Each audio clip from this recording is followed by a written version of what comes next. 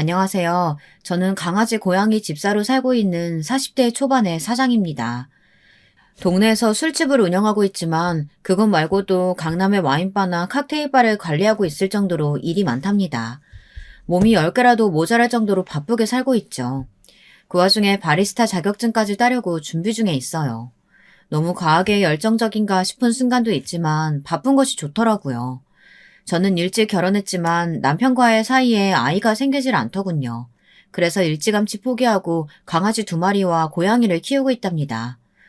무슨 일을 하느냐고 묻는 사람들에게 명함을 내밀면 많은 분들이 술집 하느냐고 반문하는 경우가 대부분이에요. 그 중에 저를 내려다보는 시선으로 깔보는 사람들도 많죠. 무슨 제가 업소 마담인 것처럼 데리고 있는 여자들 물은 어떠냐고 무례하게 굽는 사람들도 있답니다. 물론 그런 사람들 시선이 불편하지 않는다면 거짓말이겠죠. 저에 대해서 뭘 얼마나 알아서 그런 말들을 뒤에서 할까 화가 나기도 하고요. 그래도 저는 제가 하는 일이 조금도 부끄럽지 않아요. 와인과 칵테일에 대해 공부하고 자격증까지 따는 것이 얼마나 어려운 일인지 그 사람들은 상상조차 해본 적 없을 테니까요. 물론 저의 어린 시절 꿈이 소믈리에나 바텐더였던 것은 아니었어요. 믿으실지 모르겠지만 고등학교 중퇴를 하는 날까지 저는 한 번도 반에서 1등을 놓쳐본 적이 없었거든요. 전교에서도 3등 아래로 떨어져 본 적이 없었을 정도였어요. 공부를 좋아하기도 했고 천문학자가 되겠다는 명확한 목표도 있었기 때문에 정말 최선을 다했거든요. 딱 고등학교 2학년 때까지는 말이죠. 사연 없는 사람들 어디 있고 고난과 역경 없는 사람이 세상 얼마나 되겠나 싶겠지만 저는 정말 고난과 역경 속에서 살아왔답니다. 저의 어린 시절은 최악의 환경이었어요. 툭하면 손을 올리는 아버지와 그런 아버지를 무서워하면서도 바람이 난 어머니 아래에서 학창시절을 보낸다는 것은 쉬운 일이 아니랍니다. 집에 들어가면 매일 물건이 깨지고 고함 소리가 가득 울렸죠. 저는 왜 두 사람이 이혼을 하지 않은 것인지 이해가 되지 않았어요. 차라리 각자 갈 길 가면 되는 건 아니겠나 싶었죠. 하지만 제가 몰랐던 것은 두 사람이 각자의 길을 가게 되면 저는 그 어디에도 속할 수 없다는 것이었어요. 제가 중학생이 되면서 결국 두 분은 이혼을 하셨습니다. 저는 이제야 평화가 찾아오겠거니 했지만 제게 있어서 고난의 시작은 그때부터였답니다. 어머니도 아버지도 저를 원하지 않으시더라고요. 마치 제가 두 분의 결혼 생활의 원흉인 듯 서로에게 떠넘기기 바쁘셨죠. 어머니는 저 때문에 팔자가 꼬였다고 했고 아버지는 제가 자기 자식은 맞느냐고 소리를 지르더군요. 생각지 못했던 순간이라 저는 아무런 반응을 보일 수가 없었답니다. 결국 저는 아버지에게 맡겨졌지만 아버지께서는 저를 어디론가 보내버리셨어요. 새장가를 가시는데 방해가 된다는 이유로 말이죠. 진짜 삼촌인지는 모르겠지만 아버지는 저더러 삼촌과 살라고 말했습니다. 저를 본 삼촌은 혀를 차며 적당히 알아서 지내라고 말했죠. 사춘기로 예민할 시기였는데 저는 겁이 났어요. 갑자기 얼굴도 모르는 성인 남자와 한 집에서 지내라니 그게 말이 되는 소리냐고요. 하지만 삼촌은 아버지와는 전혀 다른 사람이더군요. 저에게 신경을 쓰지 않는 것처럼 보이지만 그래도 용돈도 주시고 식사도 챙겨주셨어요. 나중에 알았지만 삼촌은 아버지의 후배로 몸이 약해서 집에만 있는 사람이더라고요. 돈은 어디서 생겼는지 모르지만 생활에는 전혀 곤란함이 없어 보였죠. 저는 죽은 듯이 지냈어요. 저의 유년 시절을 통틀어서 가장 평화로운 시기가 아니었나 싶을 정도로 매일이 평범 그 자체였습니다. 그런 제 생활에 변화가 생긴 것은 고2 여름 삼촌이 돌아가시면서부터였어요. 삼촌은 제 앞으로 얼마간의 재산을 남겼지만 그 돈은 제가 성인이 되어서야 쓸 수 있도록 되어 있었죠. 제가 삼촌의 재산을 물려받았다는 소식에 달려오신 아버지는 헛걸음을 했다며 화를 내시고는 그냥 가버리셨어요. 졸지에 저는 혼자 세상에 덩그러니 남게 되었죠. 삼촌이 살던 집은 삼촌의 가족들이 멋대로 처분해버려서 잠잘 곳이 없던 저는 결국 학교를 그만두고 돈을 벌어야만 했답니다. 제가 부모 운도 없고 유년 시절 인생이 꽈배기보다 더 꼬여 있었지만 딱 하나 좋은 점은 있었어요. 사람 운이 좋다는 것이죠. 저는 하루에도 아르바이트를 3개, 4개씩 했었는데요. 그중 와인바에서 설거지를 하는 일이 제일 힘들었지만 마음은 편했어요. 제 사정이 불쌍했는지 사장님께서 직원 휴게소에서 살 수 있도록 배려를 해주셨거든요. 와인과 칵테일을 배운 것도 이때였는데요. 사장님은 제게 센스가 있으니 자격증을 따보라고 권해주시기도 하셨답니다. 물론 제가 고등학교 중퇴라는 이야기에 졸업장은 있어야 먹고 살지 않겠느냐며 공부하라고 시간을 빼주기도 하셨죠. 덕분에 자격증도 따면서 주방에만 있던 저는 22살을 기점으로 홀에 나와 서빙을 하기 시작했답니다. 아마 그분이 아니었다면 저는 지금의 삶을 살지 못했을 거예요. 다 그때의 인연 덕분이죠. 남편을 만난 것은 영화에서나 볼 법한 상황이었어요. 손님으로 왔던 남편이 홀에서 벌어진 난투극을 단번에 해결해 주었거든요. 사건의 발단은 술 취한 개자식이 수작을 걸었는데 그걸 못 참은 제가 따귀를 날려버린 것에서 출발했어요. 경찰을 부르기는 했지만 이 자식은 완전 줄을 놓았는지 아주 가게 물건을 다 부술 기세로 난동을 부렸거든요. 남편은 몇 번이나 가게에 방문해준 단골이었는데 제가 난감해 보였는지 선뜻 나서서 도와주었답니다. 그게 인연이 되어서 남편과 연애를 시작했고 결혼까지 왔죠. 저는 당연히 시댁에서 저를 반대할 거라고 생각했어요.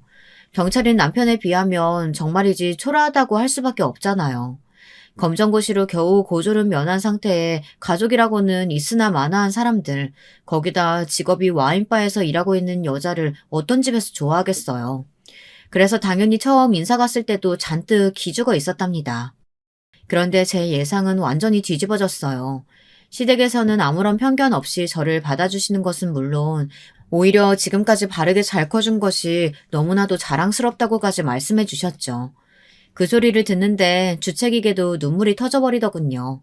아주 곡소리를 내면서 울어버렸어요. 지금 생각해도 황당하고 민망한데 그때는 눈물이 참아지지 않았답니다. 시어머니께서도 지금도 그때 이야기를 꺼내시면서 다짜고짜 울기 시작하는데 어떻게 해야 할지 몰랐다고 웃으시더군요. 저를 낳아준 사람은 정말이지 최악이란 말이 부족할 정도이지만 시부모님은 이보다 더 좋은 분들은 없을 정도라 진짜 제 운도 펴지기 시작하나 보다 했답니다. 거기다 사장님께서 자신이 운영하는 와인바 중 한 곳을 제게 맡아보라고 하셨으니 이보다 더 좋을 수가 있겠나 싶은 그런 행복한 순간이었죠. 하지만 인생이 그렇게 쉽지만은 않더라고요. 제 인생의 고난은 앞으로 없을 것이라 확신했는데 그게 또 아니었죠. 행복하기만 했던 순간이 힘들어지기 시작한 것은 아주버님께서 결혼을 하시면서부터였답니다. 정말이지 뭐 이런 인간이 다 있나 싶은 그런 사람이 있더라고요. 저한테는 말이죠. 시아버지의 영향인지는 모르지만 남편을 비롯한 형제들이 경찰 일을 하고 있었는데요. 그중 유일하게 아주버님만 우체국에서 일을 하고 있었어요. 그런 아주버님께서 결혼할 사람을 소개시켜주겠다고 하며 형님을 데려왔죠. 첫인상을 이야기하자면 그림 같다고나 할까요? 고상하다라는 단어를 사람으로 만들면 형님이 되겠구나 싶을 정도였어요. 움직임 하나도 우아하더라고요. 와인바에서 일을 하면서 정말 다양한 손님들을 만나봤는데 형님처럼 기품 있어 보이는 사람도 없었거든요. 그럼에도 불구하고 무언가 석연치 않은 구석도 좀 있었어요. 묘한 위화감이 든다고 해야 할까? 이유는 알 수 없지만 저 모습이 전부는 아니겠구나 싶었죠.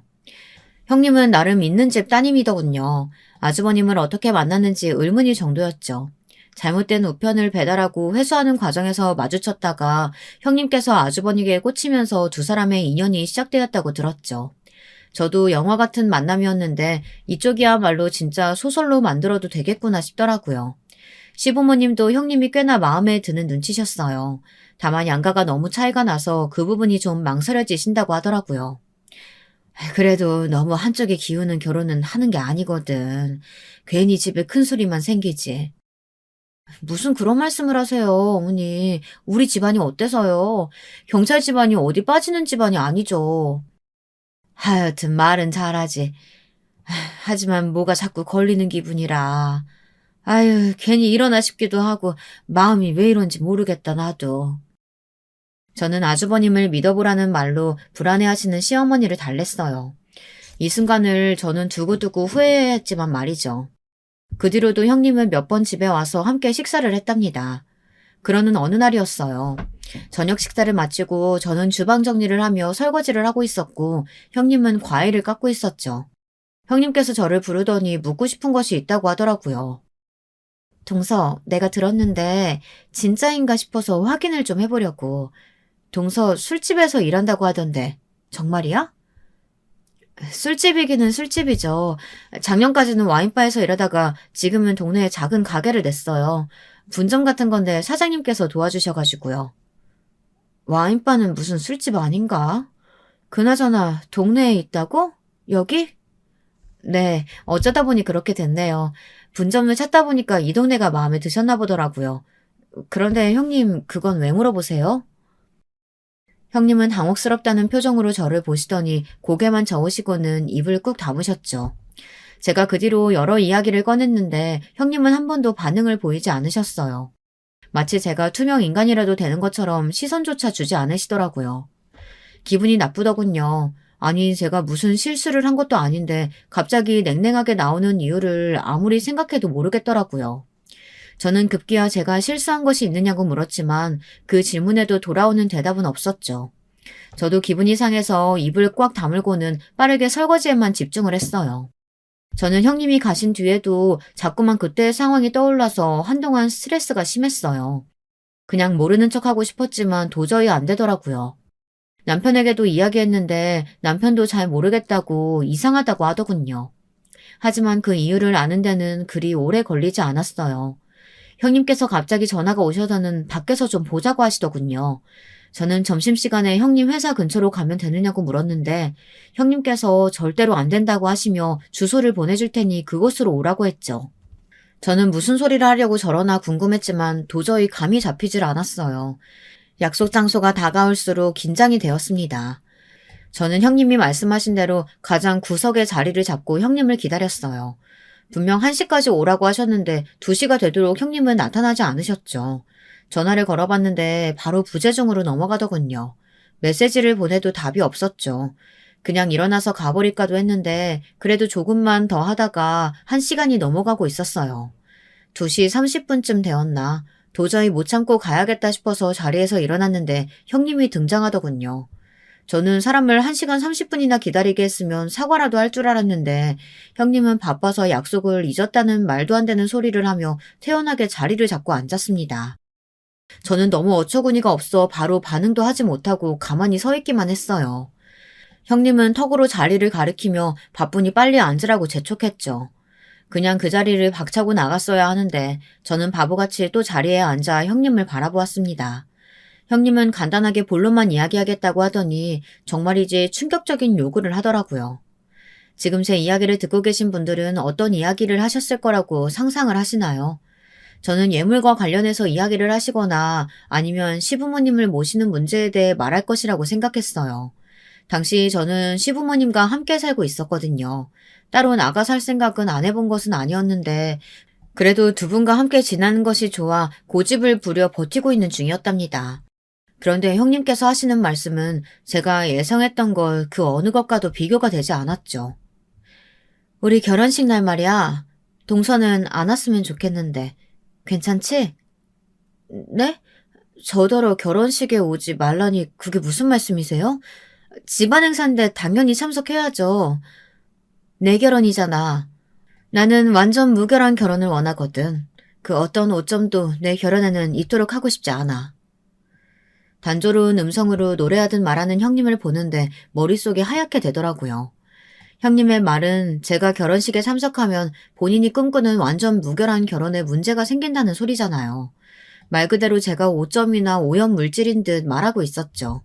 착각이겠지 싶어 다시 물어봤는데 돌아오는 대답은 그대로였어요. 오히려 왜 한 번만에 못 알아듣고 묻느냐고 책망하는 눈빛을 보내고 있었죠. 형님, 제가 참석하면 부끄럽다는 말로 들리는데요. 맞아. 내 결혼식에 동서는 어울리지 않아. 동서 하나 때문에 내 결혼식 품격이 떨어지게 둘 수는 없잖아. 제가 뭘 했다고 저 때문에 결혼식 품격이 떨어진다고 하시는데요. 제가 뭘 했다고요? 지금 내 결혼식에 술집 여자가 드나드는 꼴을 보라는 말이야? 저는 멍해졌어요. 술집 여자라니. 술집에서 일하는 것도 맞고 그 술집을 운영하고 관리하는 여자인 것도 맞지만 형님이 말씀하시는 술집 여자는 제가 말하는 것과는 그 결이 다른 것 같았죠. 형님은 저를 마치 룸사롱이나 불법적인 활동을 하는 여자들 중 하나인 것처럼 그렇게 말을 하고 있었어요. 남자들을 유혹해서 불륜이나 저지르고 있는 그런 여자들 말이죠.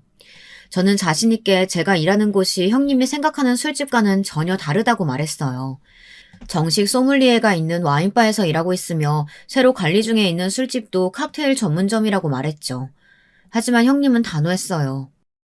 내 기준에는 다 똑같은데 동서는 뭐가 그렇게 잘났다고 구별해서 이야기를 해? 다른 사람 술 취해지는 건 똑같잖아. 아니야? 형님, 어떻게 그런 말씀을 하세요? 저도 전문직이에요. 소믈리에 자격증 땄고 바텐더 자격증도 있다고요. 그래서? 다시 말하지만 그런다고 해서 동서가 술집에서 일한다는 사실이 바뀌는 건 아니잖아. 더 이상 긴 말하고 싶지 않으니까 내 결혼식에는 안 오는 걸로 알고 있을게. 형님은 무슨 선고를 하든 말하고는 나가버렸죠. 저는 혼자 카페에 앉아 멍하게 천장만 바라보고 있었어요. 방금 무슨 일이 있었는지 모든 것이 꿈만 같았죠. 저는 몸이 아프다고 말하고는 집으로 들어갔어요. 시어머니께서는 쉬는 날도 아닌데 들어오는 저를 보고 당황하셨죠. 저는 몸살 기운이 있는 것 같아서 그냥 하루 쉬기로 했다고 말했고 시어머니께서는 걱정스러운 얼굴로 병원을 가자고 하셨답니다. 시어머니의 다정한 손길과 걱정스러운 목소리에 눈물이 날 것 같았어요. 저는 시어머니의 곁에 누워서는 시어머니의 허리를 껴안았습니다. 시어머니께서는 그런 제 머리를 쓰다듬어 주시더니 혼자서 끙끙거리지 말고 힘든 일이 있으면 언제든 말하라고 하시더군요. 낮에 형님과 있었던 일을 하나도 빠짐없이 다 이야기하고 싶은 충동이 들었지만 저는 입을 다물고는 가만히 시어머니의 손길에 눈을 꼭 감고 있었죠. 기분이 정리된 것은 그로부터 몇 시간이 흐른 뒤였어요. 시어머니께서는 제가 잠들 때까지 토닥이며 저를 챙겨주셨어요. 눈을 뜨니 벌써 저녁 시간이더군요. 오랜만에 집에 와서 저녁을 먹고 자료를 뒤적거리는 남편에게 이야기를 좀 하자고 했어요. 남편은 안 그래도 얼굴이 계속 나빠 보여서 걱정했는데 무슨 일이 있느냐고 물었죠. 아주버님 결혼식 말이야. 나 아무래도 그때 일이 있어서 못 갈 것 같아서. 일은 무슨 중요한 가족 행사에 당신이 빠진다는 게 말이 되는 소리야? 나도 사정이 좀 있어서. 사정은 무슨, 자기 빠진다고 하면 어머니랑 아버지 엄청 충격받으실 텐데. 당신 무슨 일 있어? 갑자기 왜 결혼식에 오지 않겠다고 해? 그냥 가게에 일이 좀 있어. 남편은 절대 제 말은 믿을 수 없다고 하며 솔직하게 이야기하라고 다그쳤어요. 형사의 감이라는 것인지 남편은 끝까지 저를 물고 늘어졌죠. 저는 결국 낮에 있었던 일을 털어놓을 수밖에 없었답니다. 이야기를 다 들은 남편은 벌떡 일어나 전화기를 찾더군요. 저는 지금 남편이 어떤 일을 하려고 하는지 단박에 눈치챘어요. 전화기를 찾은 남편을 막아서면서 절대로 안 된다고 말렸지만 남편은 어떻게 가만히 있을 수 있겠냐고 하며 이대로 그냥 넘어갈 문제가 아니라고 말했어요. 전화해서 뭐라고 하려고. 당신 일 키우지 말고 잠깐만 좀.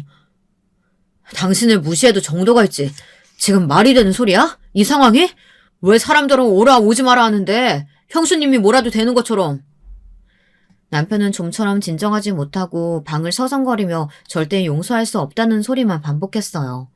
괜찮지는 않았지만 분노로 가득 찬 남편의 모습을 보고 있자니 저도 모르게 괜찮다는 말이 나오더군요. 제 말에 남편은 더 많이 화가 난 것 같았어요. 당장이라도 형님에게 찾아가서 따지겠다는 남편을 겨우 진정시키고 나서 마음을 놓을 수가 있었답니다. 남편은 절대로 기죽을 필요 없다고 하더니 떳떳하게 자신과 결혼식에 가면 된다고 말하더라고요. 저는 남편의 그런 모습에 살짝 위안을 받았어요. 그래도 내 편이 여기 있다는 그런 느낌을 받았거든요. 일주일 정도 지났을까 형님이 집으로 오셨어요. 시어머니와 의논할 일이 있다고 하더군요. 이미 형님에게 마음이 상해 있던 저는 본 척도 하지 않고 묵묵히 저녁 준비를 했죠. 형님은 자신이 제게 무슨 소리를 했는지 까맣게 잊은 사람처럼 아는 척을 해오는데 어이가 없더라고요. 제가 반응이 없자 시어머니께서 둘 사이에 무슨 문제라도 있냐고 물어보셨지만 저는 대답하지 않았죠. 저녁 식사를 마치고 형님과 시어머니께서 이야기를 나누시는데 남편이 들어왔어요. 피곤한 얼굴로 들어온 남편은 형님을 보자마자 눈에 불꽃이 튀는 것처럼 반짝이더군요. 그리고는 제가 말리기도 전에 형님을 부르며 거실에 자리를 잡았습니다. 이야기를 나누던 형님과 시어머니도 TV를 보고 계시던 시아버지도 남편의 큰 소리에 당황하신 눈치였어요. 형수님, 이번 결혼식에 저희 부부더러 오지 말라고 하셨다죠? 네? 서방님, 무슨 소리세요? 제가 언제 그런 말을 했다고? 완벽한 결혼식을 위해서 우리 부부는 안 왔으면 좋겠다고 하셨다면서요. 제가 그 소리 듣고 얼마나 섭섭하던지. 아무리 그래도 그렇지 동생더러 형의 결혼식에 오지 말라고 말씀하시는 건 좀 너무한 거 아닙니까? 그게 무슨 소리냐? 큰애야, 너 정말 둘째 내더러 결혼식에 오지 말라고 했어? 어머니, 그게 아니라 저는 그저 말 돌리지 말고 똑바로 얘기해봐라. 정말 오지 말라고 한 거야? 남편의 말 한마디에 초토화가 된 거실에서 형님은 어쩔 줄 몰라하며 저를 바라보더군요. 어떻게든 해보라는 눈빛이었지만 저는 고개를 돌렸죠. 시어머니께서는 대답을 못하시는 형님께 엄한 얼굴로 형제들끼리 우애가 얼마나 중요한데 그런 소리를 할 수 있느냐고 당장 사과하라고 하셨습니다. 형님은 절대 그런 말이 아니었다고 하며 자신의 의도를 오해한 것 같다고 변명을 했어요. 하지만 시어머니께서는 끝까지 저희 부부에게 사과를 하라고 하셨죠. 결국 형님은 자신이 말이 심했다고 하며 미안하다는 말을 하셨는데 그 말을 하시며 저를 바라보는 눈빛이 얼마나 서늘한지 한겨울보다 더 시린 눈빛에 괜히 몸이 부르르 떨렸답니다. 그렇게 형님과 저는 첫 단추부터 엉망으로 시작했죠. 형님과 자주 만나지는 않았어요. 저와는 다르게 형님에게는 금방 아기 천사가 찾아왔고 안정을 핑계로 시댁에는 발길조차 하지 않았거든요. 다행이었죠. 서로 얼굴 봐서 좋은 소리 나올 사이는 아니었으니까요. 그럼에도 불구하고 형님이 어쩌다 한번 시댁에 오는 날에는 꼭 제 속을 뒤집어 놓고 가셨답니다. 임신 6개월 정도 지났을까? 입덧 때문에 고생했다던 형님은 이제 좀 좋아졌다며 시댁 제사 때 모습을 보였어요. 부른 배를 내선 뭐하러 왔느냐고 말씀하시는 시어머니의 표정도 무척이나 부드러워 보였죠. 형님은 임신 초기에는 너무 힘들었는데 이제는 좀 움직일만 하다는 소리를 하며 배를 쓰다듬더군요. 당시 아이를 갖고 싶어서 병원을 찾아다니며 노력 중이었던 저는 형님이 무척이나 부러웠답니다. 동서, 아직도 병원 다녀? 무슨 소식은 있고? 아직이요. 저희 마음대로 되는 일이 아니다 보니 쉽지가 않네요. 동서가 몰라서 그렇지 임신해서 좋을 건 하나 없어. 내 몸이 내 몸 같지 않아서 불편한 것들이 얼마나 많은데. 형님은 빨리 산딸이 되어서 출산을 하고 싶다고 말하며 점점 무거워지는 몸이 불편해 죽을 것 같다고 하더라고요. 눈치가 없는 것인지 아니면 저를 놀리고 싶은 마음인진 모르겠지만 제가 뭐 때문에 고민인지 뻔히 아는 사람이 그렇게 이야기를 하자 짜증이 밀려왔죠. 형님은 그것만으로는 부족하다 싶었는지 한마디를 거들더군요. 그리고 애들 머리는 엄마를 따라간다잖아. 동서 닮은 애가 세상에 나온다고 할지라도 어디 밥 벌어먹고 살겠어? 머리가 나빠서 뭐 하나라도 제대로 할 수 있겠냐고. 형님, 방금 뭐라고 하셨어요? 밥 뭐요? 어떻게 그런 말씀을 하세요? 내가 어디 틀린 말 했어? 동서 닮으면 술집 여자밖에 더 되겠냐고. 저는 이성이 뚝 하고 끊어지는 기분이 들었어요. 저는 형님께 임산부가 마음을 곱게 써야지 뱃속의 애가 다 듣고 있지 않겠느냐며 소리를 질렀죠. 형님은 태어난 얼굴로 사람을 가려야 한다는 것을 미리부터 배우게 될 테니 오히려 교육적이라는 헛소리를 하더군요. 솔직히 형님이 임산부만 아니었으면 저는 머리채를 붙잡고 이리저리 휘두르고도 12번은 휘둘렀을 거예요. 저는 아직 시어머니께서 집에 계시다는 것에 심호흡을 하고 흥분을 가라앉혔어요. 그렇게 따지면 글쎄요. 형님 뱃속에 있는 그 아이도 평탄한 인생 살긴 글렀네요. 형님같이 상황 파악 못하고 필터 없이 말 내뱉는 엄마를 뒀으니 애가 얼마나 고생을 하겠어요. 주변 사람 눈총이나 사면 샀지. 벌써부터 고생길이 훤하겠어요. 뭐? 동서, 지금 뭐라고 했어? 제가 어디 틀린 말 했나요? 솔직히 형님께서 내세우실 게 뭐가 있어요. 저처럼 자격증이 하나라도 있으세요? 스스로 할 수 있는 일이 뭐가 있으시냐고요. 저의 도발적인 말에 형님은 입술을 깨물곤 감히 누구한테 그런 말을 하느냐고 하더니 그래도 자기가 형님인데 위아래 없이 배운 것 없는 티를 내느냐고 했죠. 저는 평온한 척 고개를 들고 형님을 바라보았어요. 형님은 자신에게 했던 말을 후회하게 해주겠다고 했지만 저는 누가 먼저 시작했는지 똑똑히 기억하라고 말하곤 자리에서 일어났죠.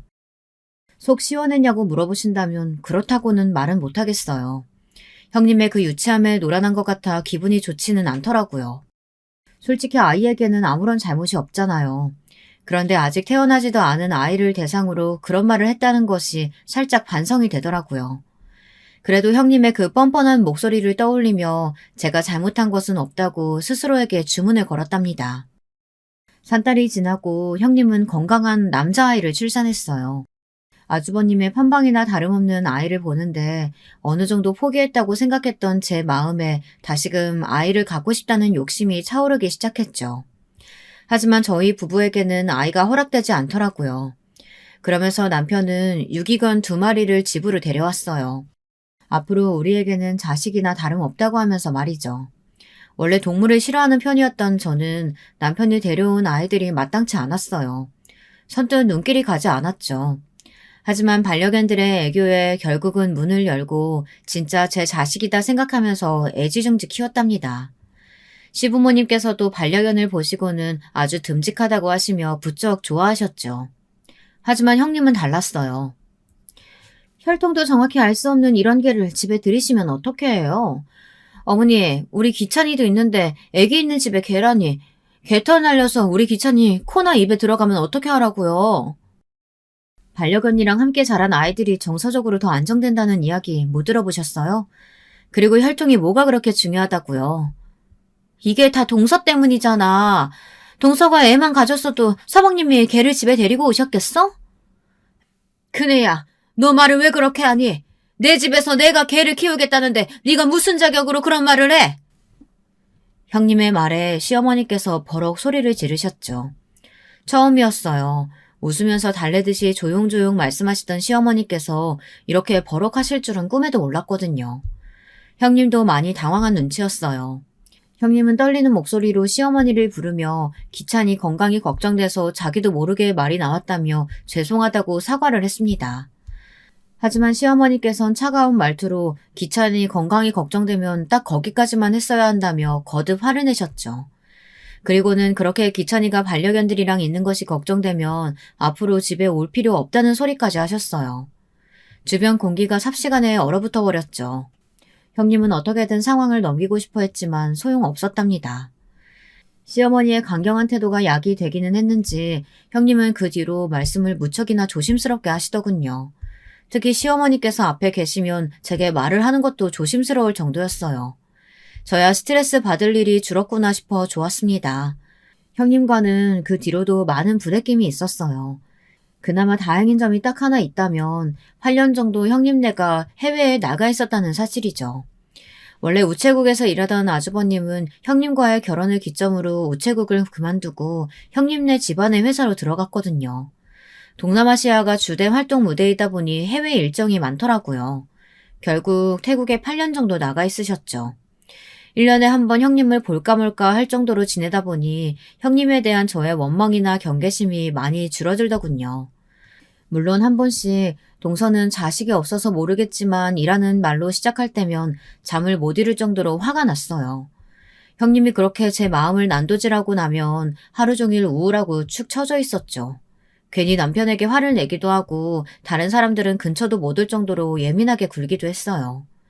그래도 남편과 반려견 덕분에 이겨낼 수 있었죠. 하지만 큰아이의 학교 문제로 형님네가 다시 한국으로 들어오면서 사건이 터지고 말았습니다. 정말 최악의 사건이었어요. 형님이 한국으로 돌아오신 뒤 저는 되도록 얼굴을 보지 않으려고 노력했어요. 무슨 소리로 제 속을 뒤집을지 생각하면 피가 거꾸로 솟는 기분이었거든요. 하루는 제가 집에서 쉬고 있는데 기찬이가 학교를 마치고 시댁으로 왔더군요.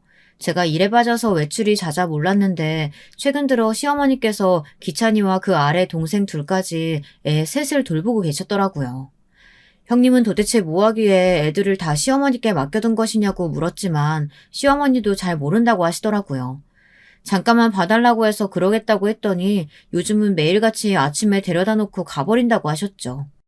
형님이 밖에서 일을 하는 사람도 아닌데 이게 무슨 경우인가 싶었지만 더 이상 알려고 했다간 괜히 싸움이 될 것 같아 입을 다물었습니다. 커피 마시면서 거실로 나오는데 기찬이가 저를 부르더군요. 숙모, 저 이거 하나만 알려주세요. 뭐? 숙제 중이었어? 학원 숙제인데요. 잘 모르겠어요.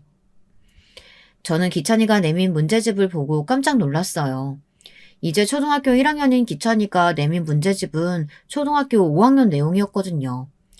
TV에서 수학 선행에 대해 말들이 많더니만 기찬이가 그 주인공일 거라고는 생각지는 못했던 저는 도대체 얼마나 일찍 공부를 시작한 것이냐며 속으로 중얼거리며 기찬이가 물어본 문제를 설명해 주었어요. 기찬이는 학원 선생님보다 더 설명을 잘해주는 것 같다고 저한테 몇 가지 더 물어보았죠. 오랜만에 수학을 봐서 그런가 저도 기분이 좋았어요. 수학은 제가 제일 좋아하고 자신 있는 과목이었거든요. 기찬이는 앞으로 숙제는 저랑 해야겠다는 달콤한 말까지 하며 활짝 웃는데 마음 한쪽이 따끔거리더라고요. 형님이 그날만큼 부러웠던 적이 없었답니다. 이렇게 착하고 예쁜 자식이 있다니 하고 말이죠. 기찬이는 그 뒤로도 제가 있을 때면 수학 숙제를 가지고 와서 물어보았어요. 저 역시 열심히 기찬이가 이해하기 쉽도록 설명을 해주었고요. 사건이 있었던 그날도 기찬이에게 수학을 알려주고 있었어요. 기찬이와 머리를 맞대고 앉아 한참 문제를 풀고 있는데 갑자기 손이 쑥 들어오더니 문제집을 낚아채가더라고요. 언제 들어왔는지 향수 냄새를 풀풀 풍기는 형님이 문제집을 넘겨보며 저와 기찬이를 번갈아 바라보고 있었죠. 저는 언제 들어오셨냐며 인사를 했지만 형님은 대답하지 않으셨어요. 대신에 저와 기찬이가 한창 풀었던 문제집을 바닥에 찢어버리셨어요. 종이가 찢어지는 날카로운 소리가 울렸어요. 황당한 저는 무슨 짓이냐며 형님에게 물었죠. 송기찬, 너 지금 숙제 스스로 안 하고 뭐 하는 짓이야? 그리고 궁금하면 학원 가서 물어야지. 지금 누구한테 물어보는 거야? 물어볼 사람이 그렇게 없어? 형님, 기찬이한테 왜 소리를 지르고 그러세요? 수학 숙제하다가 모르는 문제 생겼다고 해서 좀 봐준 걸 가지고 그렇게 소리 지르실 일은 아니잖아요. 동서는 끼어들지 말고 가만히 있어. 내가 지금 기찬이 훈육하고 있잖아. 동서가 뭘 한다고 끼어들어? 끼어들기를. 이게 무슨 훈육이에요? 억지지. 기찬이가 답지를 보고 적은 것도 아니고 저랑 같이 공부하고 있었을 뿐인데 그게 무슨 큰 잘못이라고 소리를 지르시냐고요. 동서 따위한테 물어보고 있는데 그럼 그게 잘못이 아니야? 형님의 외침에 저는 그 자리에 굳어버렸어요. 어린 기찬이 앞에서 그런 말씀을 하실 것이라고는 생각지 못했거든요. 형님은 그렇게 말씀하시고도 화가 풀리지 않는지 문제집을 바닥으로 던지고는 밟기 시작하셨어요. 그리고는 저를 바라보며 잊을 수도 없는 말을 내뱉으셨죠. 천박한 주제에 지금 누굴 가르쳐? 고등학교도 졸업 못해서 검정고시나 본 주제에 그 얄팍한 머리로 우리 기찬이한테 뭘 가르쳐줄 수 있다고 나대는 건데 고작 동서가 가르칠 게 술 팔고 웃음 파는 거밖에 더 있어? 형님, 말이면 단줄하세요? 머리가 나쁘세요? 제가 술 팔고 있긴 하지만 형님이 말씀하신 것과는 전혀 다른 일이거든요. 전문직이라고요. 도대체 몇 번을 더 말씀드려야 돼요? 형님이 무시하실 그런 사람 아니라고요, 저. 솔직히 말해봐. 동서네 자식 못 보는 것도 다 동서 탓이지? 하긴 어릴 때부터 술집에서 돈 벌던 인간이 몸이라도 제대로 간수했겠냐고. 머리에 들어있는 게 없으니 몸은 더 가벼웠겠지. 저는 형님의 개소리를 더 이상은 참고 있을 수 없었어요. 저는 떨리는 목소리로 기찬이에게 할머니 방으로 들어가서 나오라고 하기 전까지 문을 걸고 있으라고 했어요. 기찬이는 잔뜩 겁에 질린 상태로 저와 형님을 번갈아 보더니 제가 어서 들어가라고 하자 시어머니 방으로 뛰어 들어갔죠. 기찬이가 들어간 것을 확인하고 저는 다시 형님께 말했어요. 저도 참을 만큼 참았어요. 형님이 잘났으면 뭐 얼마나 잘났다고 저만 보면 사사건건 술집 이야기로 저를 무시하는데요? 어디에 붙어있는지도 알 수 없는 해외 대학 졸업장 하나 있으면서 뭐가 얼마나 잘났다고 목에 힘을 주고 다니시냐고요? 내가 동서랑 같아? 하긴 이러니까 부모가 다 못 키우겠다고 버리고 갔지. 나라도 동서는 못 키우겠다. 지금도 이렇게 막 나가는데 어릴 때는 얼마나 되바라졌겠어? 아휴, 이 사람이 진짜... 저는 손을 뻗어 형님의 머리채를 휘어잡았어요. 형님은 제가 이렇게 공격할 것이라고는 생각지 못했는지 소리를 지르며 당장 놓으라고 했죠. 저는 오늘 결판을 내자는 심정으로 형님의 머리채를 이리저리 휘두르면서 앞으로 헛소리 절대 못하도록 만들어주겠다고 했어요. 형님도 보통은 아닌지 금방 반격을 하더라고요. 거기다 손가락마다 끼워진 반지가 얼마나 날카로운지 형님이 휘젓는 손에 제 팔에도 여기저기 상처가 생기기 시작했고요. 저와 형님은 서로 엉켜서 잡아당기고 때리고 아주 난리도 아니었어요. 그때였죠. 이게 무슨 짓이냐는 큰 소리에 저와 형님은 순간 얼어버렸어요. 강한 힘으로 저와 형님의 손을 떼어내는 것이 느껴졌죠. 남편이었어요. 지금 두 사람 뭐 하는 짓이에요? 한두 살 어린애도 아니고 이게 무슨 행동이냐고요. 서방님 잘 들어오셨어요. 도대체 서방님은 동서 뭐가 좋아서 같이 사시는 거예요? 이렇게 무식하고 저속하고 천박한 사람한테 말하다 말고 머리채 잡다니 진짜 수준 떨어져서. 형님은 뭐가 그렇게 교양 있게 말씀하셨다고 그러세요? 먼저 선을 넘은 사람은 형님이시잖아요. 눈에 보이는 대로 말했을 뿐인데 괜히 동서가 찔리는 구석 있으니까 이렇게 무식하게 나오지. 저는 형님의 말에 어디 끝까지 가보자며 다시 덤벼들었지만 남편에 의해 막혀버렸죠. 남편은 무슨 일이 있었는지 차분하게 말해보라고 했어요. 형님은 제가 말하기도 전에 대화 도중 갑자기 제가 달려들었다고 말했어요. 자기도 잘못했다는 생각이 들었는지 저한테 퍼부었던 막말은 쏙 빼고 이야기를 하더라고요. 형님은 저를 병원에 데려가서 검사를 좀 받아보는 것이 어떻겠냐고 했어요. 저는 기가 차서 코웃음을 터뜨리며 어떻게 자기가 한 짓은 쏙 빼고 말할 수 있느냐고 했죠. 형님은 고개를 쳐들며 있었던 일 그대로 이야기를 했을 뿐인데 무슨 소리냐고 했고요. 저는 남편에게 형님이 제게 했던 말을 그대로 전했어요. 이런 소리를 듣고 어떻게 참을 수 있겠느냐고 했어요. 제 팔목을 쥐고 있던 남편의 손등 위로 힘줄이 돋는 게 보였습니다. 남편은 이를 갈며 제가 한 말이 진짜냐고 형님에게 물었어요. 형님은 절대 그런 적 없다고 잡아떼셨죠. 오히려 부부가 짜고 자신을 곤란하게 한다고 소리를 지르시더라고요. 한창 소란스러울 때 시부모님도 들어오셨어요. 모처럼 두 분이서 영화를 보러 가셨던 시부모님은 어수선한 집안을 바라보며 무슨 일이 있었냐고 하셨죠. 사색이 된 얼굴로 저희들을 보시는 시부모님 얼굴을 보니 온몸이 화끈거릴 정도로 부끄러웠어요. 시아버지께서는 다 큰 어른들이 뭐하는 짓이냐고 호통을 치셨죠. 어머님, 아버님, 아무리 제가 싫어도 그렇지 동서랑 서방님 둘이서 저를 이렇게 핍박해도 되는 거예요? 여기 좀 보세요. 이거 다 동서가 만든 것들이라고요. 그런데 서방님이 들어오셔서는 제 말은 믿지도 않고 동서랑 편대가지고 저를 몰아가잖아요. 아니, 이게 다 무슨 일이야? 세상에 머리가, 손은 또 왜 그렇고? 둘째야, 너도 마찬가지야. 아니, 팔에 이 상처는 다 뭐니? 둘이 싸우기라도 했어? 동서가 다짜고짜 제 머리부터 잡잖아요. 어머니, 제가 진짜 서러워서. 원인 제공을 누가 했는데 지금. 보세요. 저한테 덤벼드는 꼴을요. 동서가 어떻게 저한테 이럴 수 있냐고요. 피해자인 척 눈물을 보이는 형님을 보는데 가증스럽더라고요. 온몸에 벌레가 기어다니는 기분이었어요. 시어머니께서는 곤란한 얼굴을 하시며 한숨을 내쉬고 계셨죠. 형님은 제가 무서워서 도저히 못 살겠다고 하더니 결혼 초기부터 제가 자신을 시샘해서 괴롭혔다는 말도 안 되는 소리를 늘어놓았죠. 시어머니께서는 이제 그만하고 상처를 치료하자고 하셨지만 형님은 저 때문에 무서워서 집에 가야겠다고 앞으로 제가 있는 동안은 오지 않겠다며 손자들 보고 싶으시면 저를 내보내든지 아니면 자기 집으로 오란 말을 하더라고요. 너무 어처구니가 없어서 형님한테 한 소리 하려고 하는데 시부모님 방문이 열리면서 기찬이가 고개를 내밀더라고요. 기찬아, 동생들은 자니? 너 나가서 엄마 차 타고 있어. 엄마는 동생들 데리고 갈 테니까. 엄마는 거짓말쟁이야. 학교 선생님이 거짓말은 나쁜 거라고 했는데 엄마는 그럼 나쁜 사람이야? 기찬아, 갑자기 무슨 소리야? 꿈 꿨어? 엄마가 나중에 상대해줄 테니까 지금은 엄마 말 듣고 가방 챙겨서 나가 있어. 학원 갈 시간이잖아. 엄마가 먼저 숙모한테 천박하다고 그랬잖아. 나 숙제 가르쳐 주셨던 거 다 찢어버리고 소리 질렀잖아. 그런데 왜 숙모가 나쁜 사람이라고 해? 숙모는 좋은 사람이야. 학원 선생님보다 100배 1000배는 더 똑똑하고 모르는 것도 없는데. 엄마는 왜 거짓말해? 왜 숙모 아프게 해? 기찬이의 순수한 질문에 모든 시선이 형님에게 집중되었어요. 형님은 허둥거리며 기찬이의 입을 손으로 강하게 막더니 나가 있으라는데 왜 말을 안 듣느냐고 했죠. 어찌나 강한 힘으로 입을 막는지 기찬이의 얼굴이 삽시간에 붉어지더라고요. 저는 기찬이에게 무슨 짓이냐고 소리를 질렀지만 형님 귀에는 들리지 않는 것 같았습니다. 억센 힘으로 기찬이를 밖으로 밀어내는 형님을 막기 위해 나서려는데 저보다 남편이 한 발 빠르더라고요. 잽싸게 형님의 손목을 낚아챈 남편은 어딜 빠져나가려고 하느냐고 외쳤고 발버둥 치는 형님을 단박에 제압했죠.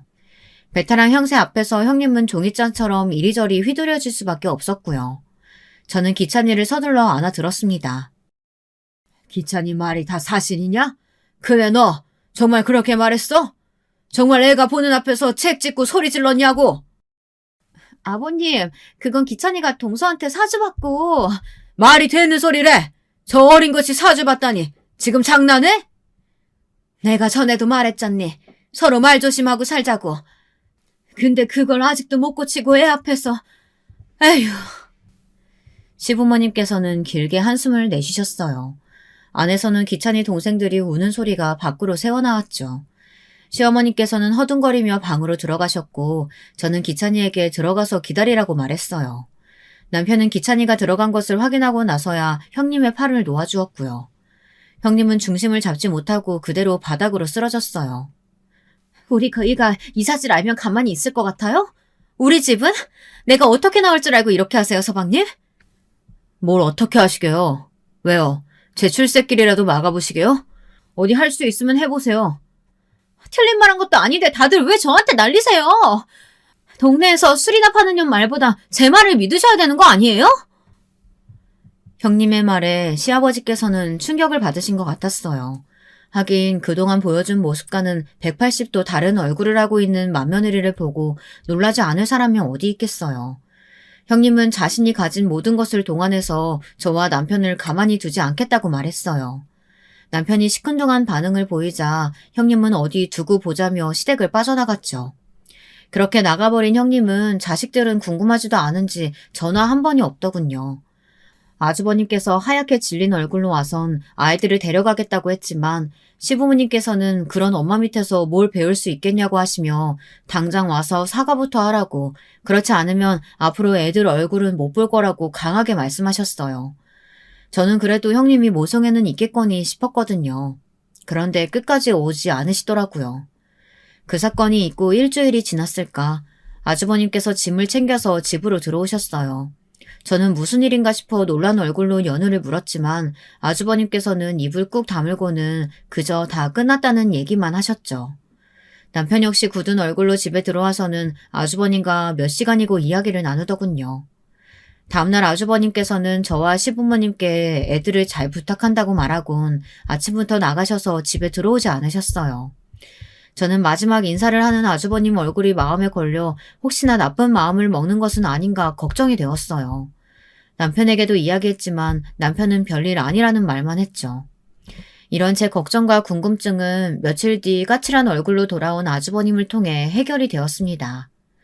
사실 남편이 그날 형님 앞에서 시큰둥했던 것은 이유가 있더군요. 형님이 태국에서 들어오시면서 집중력 향상에 도움이 된다는 약을 가지고 들어오셨는데 그게 마약의 일종이라고 하더라고요. 그 약으로 여기저기 돈 있는 집의 자식들 교육 목적으로 먹이면 좋다고 팔았는데 그게 문제가 되었던 것이었어요.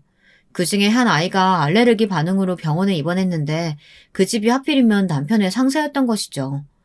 그 일로 형님에 대해 수사를 진행하고 있었던 터라 남편은 형님에게 남은 길이 얼마 되지 않는다는 것을 알고 있었던 것이었습니다. 저는 왜 그런 이야기를 하지 않았느냐고 물었지만 남편은 좋은 이야기도 아닐 뿐더러 비밀리에 움직이고 있었기에 말을 할 수 없었다고 했죠. 그런데 문제는 더 있었어요. 형님의 주변을 파기 시작하다 보니 아주 온갖 범죄들이 줄줄이 밝혀졌다는 것이죠. 형님에 관해 우리가 알고 있던 사실들 그 어느 것 하나 진짜가 없더라고요. 친정 식구라고 소개시킨 사람들도 다 아르바이트로 고용된 사람들이었고 아주버님이 일하는 회사는 방패막이로 세워둔 것일 뿐 진짜는 따로 있었죠. 당연히 학위도 조작된 것이었고요. 형님이 실제로 하던 일은 마약을 영양제처럼 가공해서 들여오는 것과 젊은 남자들 여럿을 두고는 그 사람들을 통해 돈 많은 집 여자들에게 잠자리를 주선하고 돈을 받는 것이 대표적이었어요. 태국에서는 여자들을 고용해 한국에서 여행 온 관광객들을 대상으로 같은 행동을 했고요. 이야기를 듣는데 온몸에 소름이 돋더군요. 형님이 저더러 술집 여자라고 그렇게 손가락질을 하시더니 본인이 하는 일이야말로 진짜 마담이자 포주였던 것이었죠. 제게 결혼식에 오지 말라고 했던 것도 혹시나 제가 자기 직원들 중 하나라도 알아볼까 싶어 걱정이 되었기 때문이더라고요. 아주버님께서는 이 모든 정황에 대해 공범이냐 아니면 이용을 당한 것이냐를 두고 검찰 조사를 받아야 했는데 그 때문에 아주버님께서 자리를 비우셨다고 하더군요. 정말이지 세상이 넓은 만큼 미친 인간도 많다는 소리가 납득이 되는 순간이었어요. 그 뒤로 어떻게 되었느냐. 당연히 형님은 구속조치가 되었고 두 분은 이혼을 하셨죠. 아이들은 여전히 시댁에서 맡아 키우고 있고요. 주변에서는 아이들 유전자 검사라도 해야 하는 것 아니냐고 하셨지만 아주버님께선 이 아이들은 누가 뭐라고 해도 자기 자식이라고 선을 딱 그어버리셨어요. 저는 형님이 왜 우리 아주버님과 결혼을 했을까 진짜 궁금해요. 아니, 경찰 집안인 것을 모르고 있었던 것은 아닐 텐데 무슨 배짱으로 결혼을 했나 싶더라고요. 진짜 아주버님을 사랑했을 수도 있고 아니면 경찰 인맥 덕을 좀 보려는 계획일 수도 있겠죠. 어느 쪽이든 무슨 상관이겠습니까? 결론은 형님이 앞으로 차디찬 곳에 갇혀 살아야 한다는 것인데 말이죠. 마지막까지 들어주셔서 정말 감사드립니다. 혈연이라고 해서 반드시 마음이 잘 통하고 끈끈한 관계인 건 아닌 것 같아요. 특히 물질 만능주의가 팽배한 요즘 시대에는 더욱 그렇고요. 그러나 기본적으로 가깝고 밀접한 관계라는 것, 그렇기에 배신이나 불화가 더욱 가슴 아프다는 것도 사실인 것 같아요. 많은 생각이 드는 이번 사연입니다. 안녕하세요. 사연 영상 보는 것을 일상의 한 가지 즐거움으로 삼은 여자입니다. 제가 나이를 꽤나 먹은 사람인데 대뜸 이렇게 사연을 보내봐도 되는 건지 모르겠지만 나이 드신 분들도 사연에 빠지다의 이야기를 종종 보내시는 것 같아서 저도 동참을 해볼게요. 여러분도 그러시나요? 저는 아무렇지 않게 그저 하루하루를 살던 와중에 문득 옛날 일이 떠오를 때가 있어요. 그 떠오르는 옛날이 저의 유년 시절일 때도 있고 나름의 청춘이랍시고 가장 빛났던 20대일 때도 있고 결혼 후에 처음 겪었던 고비일 때도 있고 뭐 그렇습니다. 그런 상념에 잠길 때면 다시는 그 옛날이 저에게로 돌아오지 않는다는 것 또한 실감이 돼서 한없이 서글퍼지곤 해요. 지나간 세월마다 분명히 저는 그 안에 있었건만 추억만 한가득 쌓은 채로 저라는 사람은 무엇 하나 대단한 점 없이 그저 나이만 들어버렸다는 게 스스로 부끄러울 때도 있네요.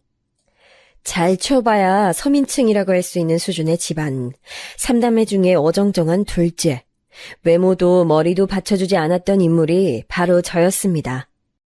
타고난 것이 별 볼 일 없다면 노력이라도 따라주었어야 맞는 거겠죠. 하지만 제가 인생을 살아보니까 핑계를 대고 싶은 점은 노력이라는 건 역시 어찌 보면 재능의 영역이라는 사실이에요. 굉장히 특별한 계기를 거치지 않은 다음에야 그 노력이라는 게 갑자기 잘 발동되기란 쉽지 않은 법이더라고요. 할 일 없이 꿈만 가득한 10대 소녀였어요. 쥐뿔 가진 것도 없었고 아무런 보장도 없었건만 허황된 꿈 하나만은 컸던 것 같아요. 그러니까 성인이 되었을 때 제가 실망이 컸던 거겠죠. 어른이 되면 내 인생에 뭔가 재밌는 일이 벌어질 줄 알았는데 아니었어. 어제가 오늘이고 오늘은 내일이 되겠지. 난 정말 특별하지 않은 사람이구나. 특히 대학을 다니는 여자애들, 화려하게 꾸미고 다니는 여자애들하고 저의 처지가 확 비교되기 시작하면서부터 제가 주눅이 들었어요. 저희 집안이 경제력으로 어렵다는 점, 제가 오빠랑 남동생 사이에서 이리저리 치이며 부모님께 덜 아픈 손가락으로 살아온 게 저의 착각이 아니라 진짜였다는 점, 이런 것들이 명확해지더라고요. 남들보다 돈을 조금 덜 받는 직장이나 다니면서 하루하루 이렇게 살 거면 연애라도 제대로 해야 한다는 강박이 생겼었죠. 몇 없는 친구들을 얼마나 졸라대는지 몰라요.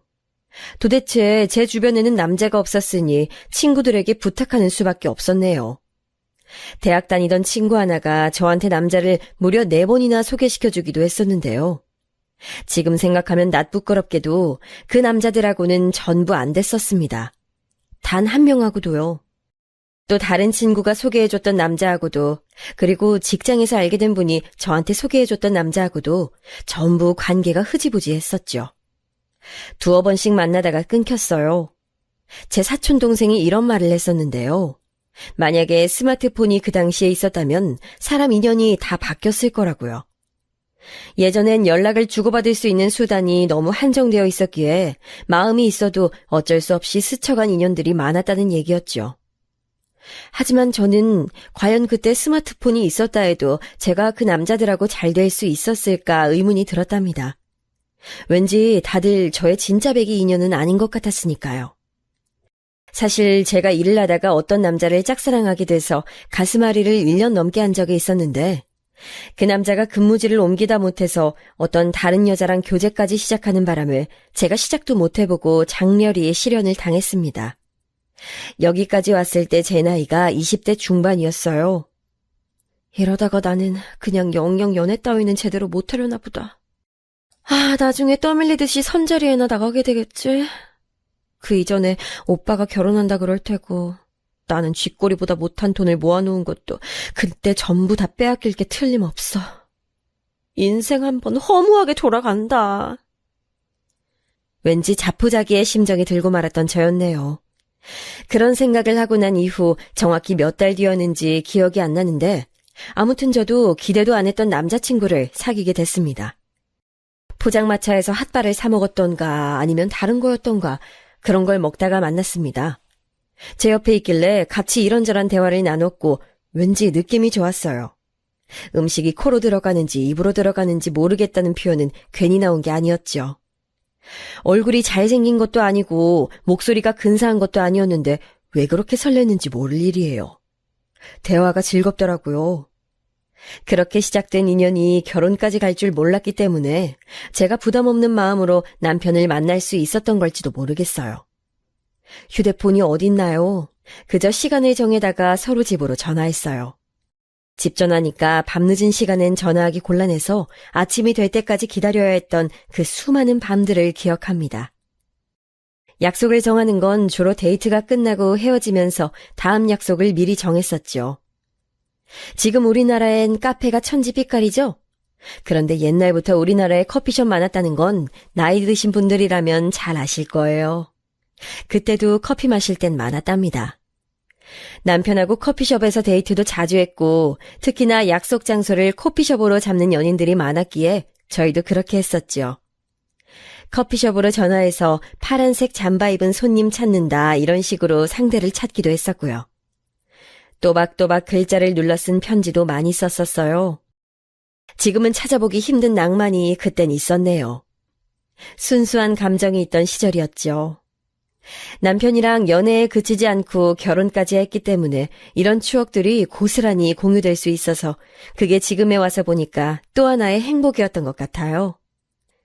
인생이 생동감 넘치는 20대로만 되어 있다면, 기쁨과 즐거움만 담겨 있다면 삶이란 건 다채롭지 않았겠죠? 안타깝게도 인생은 정말 희로애락이더라고요. 노여움과 슬픔 또한 함께 담겨 있는 법이었어요. 적어도 저에게는 그 법칙이 적용됐답니다. 남편하고 결혼하기 전에 제 친정 오빠가 먼저 장가를 갔는데요. 아니나 다를까 제가 막연히 예상했던 것처럼 저한테 돈을 요구하더라고요. 너는 네 오래비 장가 가는데 돈도 어찌 안 보태냐? 네가 대학을 다닌 것도 아니고 여태까지 계속 돈 벌기만 했는데 남매 간의 우애가 이 정도밖에 안 돼? 너무 짜증이 났는데 심지어 부모님까지 한 목소리로 저한테 돈을 내놓으라고 하시는 걸 보니까 거스를 수가 없더라고요. 원래는 부모님께서 당신의 장남을 모자람 없게 장가 보내고 싶으셨는데 여력이 워낙 안 되니까 딸인 저의 손을 빌리셨던 거였습니다. 막내인 제 남동생은 그럼 뭘 했냐고요? 아무것도 안 했어요.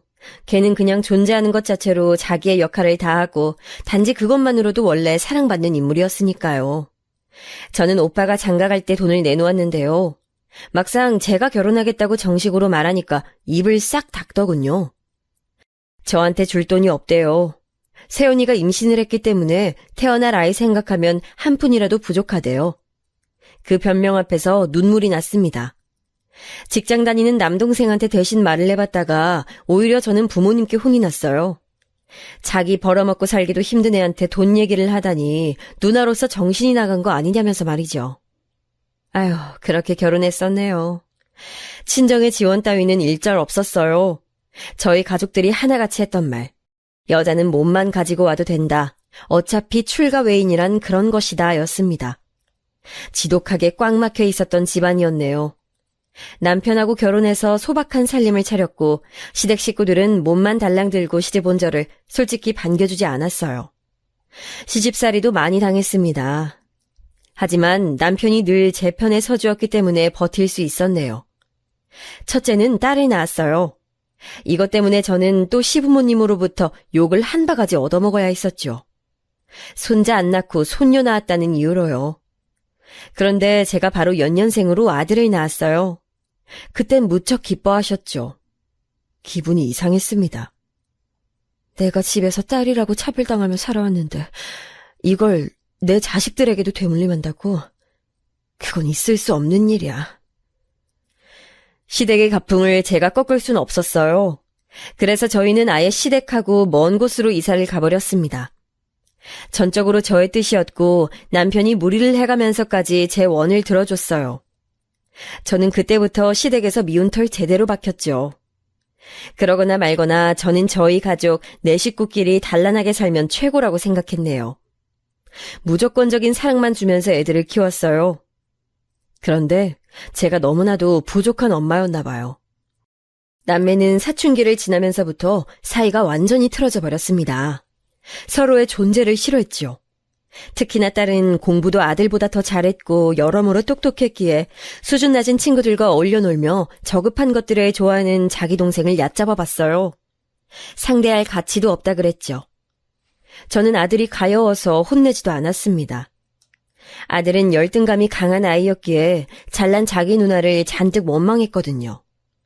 그래서 저라도 아들을 무조건 품어줬던 거예요. 제 실수였네요. 아들은 자기 멋대로 구는 사람이 돼버렸고 특히나 대학 시절을 잘못 보내서 성격이 망가져버렸어요. 컴퓨터 게임이라는 것을 시작하고 나서는 다혈질적인 면모도 강해졌고요. 남편이 건강 문제를 앓기 시작했기에 다 큰 아들의 정서를 제가 챙길 수가 없었고 아들은 점점 더 막 나가기 시작했습니다. 용돈 달라면서 쌍욕도 서슴없이 했었죠. 그러다가 딸이 먼저 결혼을 했는데 사위가 딸이랑 비슷한 성격이었어요. 그러니 그 눈에 자기 처남이 찼겠나요. 그리고 열등감을 쉽게 느꼈던 아들은 자기 매형이 자기를 낮게 보고 있다는 것을 쉽게 눈치챘죠. 적어도 사위는 겉으로 표하진 않았으나 아들은 대놓고 사위를 싫어했습니다. 이빨은 소리만 하는 재수없는 놈이라면서 말이죠. 아들은 자기 부모 속썩이는 연애만 하더니 기어이 결혼도 자기 멋대로 해버렸어요. 며느리는 저희 부부에게 처음부터 거리를 두었던 것으로 기억합니다. 자기는 시댁이라는 것 자체가 싫다면서 저희 부부랑 가까이 지내고 싶지 않다 했어요. 그리고 몇 년 뒤 아들 낳고 잘 살고 있던 딸이 세상을 떠났습니다. 교통사고였는데 이 허망한 죽음에 황당한 내용이 껴있었어요. 그건 바로 딸의 동승자가 딸이랑 바람난 남자였단 얘기였죠. 현장의 정황이 그랬었거든요. 집안이 발칵 뒤집어지고 쑥대밭이었습니다. 저는 미칠 것 같은 슬픔 가운데서도 딸을 향한 갖가지 의문으로 괴로웠어요. 충격을 받은 사위는 처가 쪽은 보기도 싫다며 인연을 끊겠다 했고요.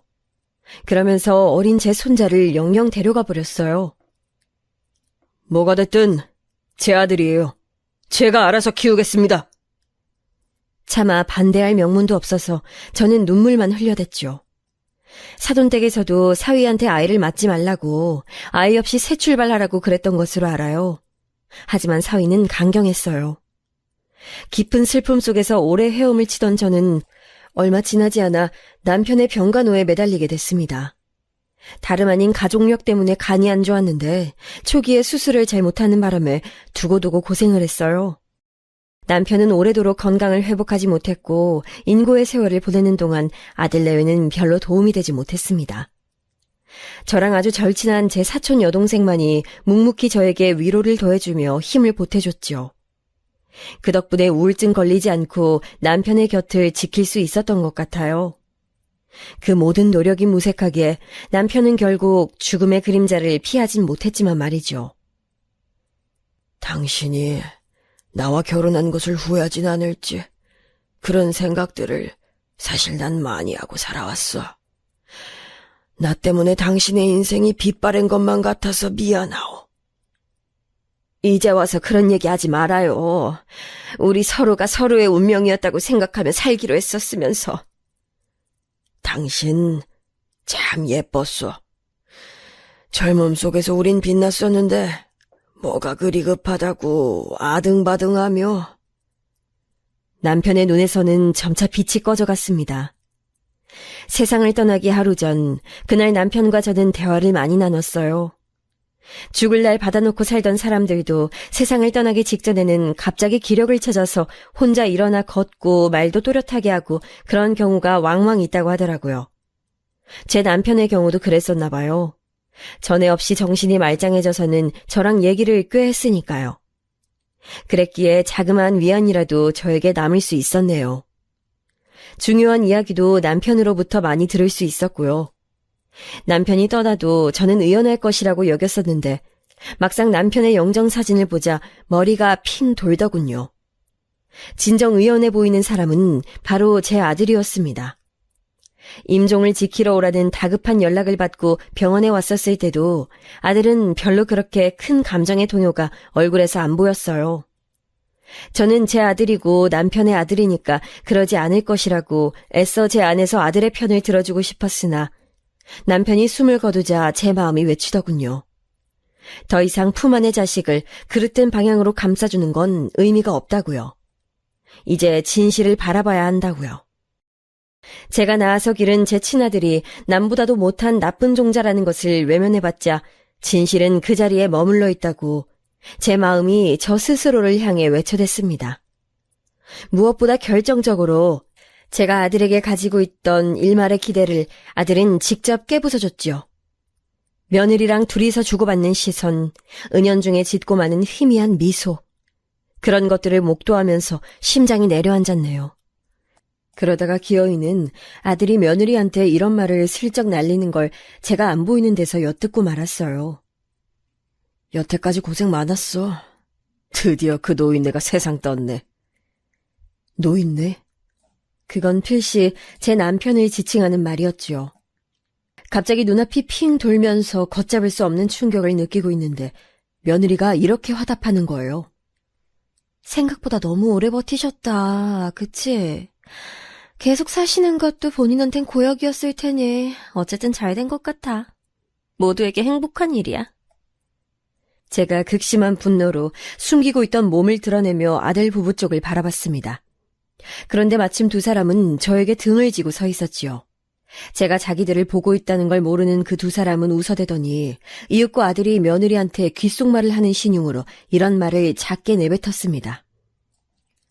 노인네 하나 가셨고 이제 나머지 노인네만 알아서 뒤져주시면 덜 나위 없을 텐데. 왜 저의 귀가 들렸던 걸까요? 왜 그 작은 목소리가 제 귀까지 와닿았던 건지 모를 일이었습니다. 듣지 않았다면 그 끔찍한 고통을 느끼지 않아도 되었을 것을요. 저는 그 차가운 바닥에 스르르 주저앉고 말았어요. 저절로 몸에 힘이 풀렸고 뒤통수가 뻐근해졌지요. 그런 저를 아들과 며느리가 발견해 주길 바랬고 동시에 제가 자기들의 진짜 본심을 알고 있다는 걸 모른 채로 지나가 버리길 바라기도 했어요. 운명은 후자의 손을 들어줬네요. 아들과 며느리 부부는 뒤 한번 돌아보지도 않은 채로 자기들끼리 쑥덕거리면서 그대로 앞으로 걸어나갔고 뒤편에 제가 주저앉아 있었다는 걸 모르는 채 저의 시야에서 사라졌습니다. 간병 앞에 효자 없다는 말, 그거 나도 안다 이놈아. 그래도 네가 그러면 안 되지. 네가 한 게 뭐 있다고. 그까짓 한 달에 얼마씩 돈 내는 것만으로도 그렇게 싫었던 거였니?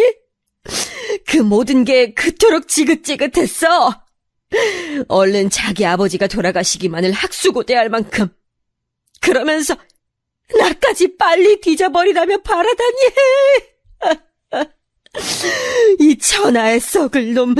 나 죽으면 얼마간의 유산이 남아 자기가 독차지할 생각으로만 머릿속이 가득 찬 속물. 저는 가슴을 치며 울었어요. 부창무술하더니 며느리 또한 아들하고 똑같은 사람이었지요. 한술 더 뜨면 떴지 아들보다 불효적인 면에서 뒤처지는 인물은 결코 아니었네요. 모든 게 다 부질없었습니다. 인생의 동반자는 오래 병석에 누워있다가 세상을 떴지. 착하고 인적 많던 효녀 딸은 바람난 상대랑 사고로 명을 달리했지. 그 이후로 손자는 보지도 못했지. 아들은 며느리랑 합심해서 폐륜을 벌이고 있지. 도대체가 삶의 낙이란 게 안 보였어요. 이따위 삶을 이어가야 할 이유를 찾을 수가 없었네요.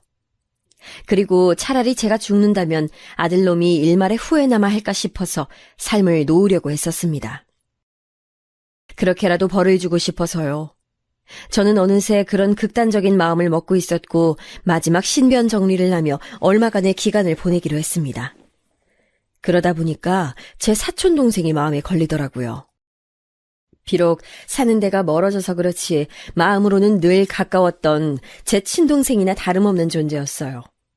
또한 딸이 세상에 남기고 간 저의 손자도 보고 싶었습니다. 한탄하던 저는 문득 그제서야 남편이 세상을 떠나기 하루 전에 저랑 대화를 나눴을 때 했던 얘기를 떠올려냈어요. 남편이 저한테 이렇게 말했었죠. 나 이렇게 아프기 전에 우리 영화관 가서 봤던 영화 기억나? 그 생머리 긴 여자 배우, 그 유명한 배우가 나왔던 거 있잖아. 우리가 지금은 비록 이렇게 지낸 지 꽤 됐지만 예전에 봤던 영화가 한두 편이오. 생머리 긴 여자 배우는 또 얼마나 많은데. 아, 잠깐만. 혹시 전지현이? 전지현이가 나온 영화 말하는 건가? 머리 길고 키 크고 그 늘씬한 여자 말하는 거 맞지요? 그래, 맞아. 그 이름이었네. 그 배우 나왔던 영화에서 땅에다가 편지를 묻었잖아. 나중에 봐보기로 하고. 그거 무슨 장면인지 기억이 날 것도 같네. 그래서 당신이 그 영화 보고 나서 땅에다가 뭐 묻어놓고 싶다지 않았었어? 나중에 파볼 수 있도록. 그래서 내가 그걸 실천해 왔었어. 내가 선산 땅에다가 뭘 좀 묻어놨거든.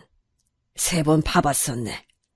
처음 묻을 때, 다음에 가서 묻은 걸 보충할 때, 그리고 내가 영 가망이 없다는 걸 알게 됐을 때, 내가 죽으면 당신이 거길 파봐. 내 유산이야. 저는 남편이 죽기 전에 별별 사실을 다 밝힌다고 생각했어요. 독특한 구석이 있던 사람이었기에 그런 행위를 했다는 것 자체는 전혀 놀랍지 않았는데요. 저에게 그 위치가 담긴 내용을 편지로 적어서 집에 어딘가에 뒀다는 얘기만은 놀랍게 들었었죠.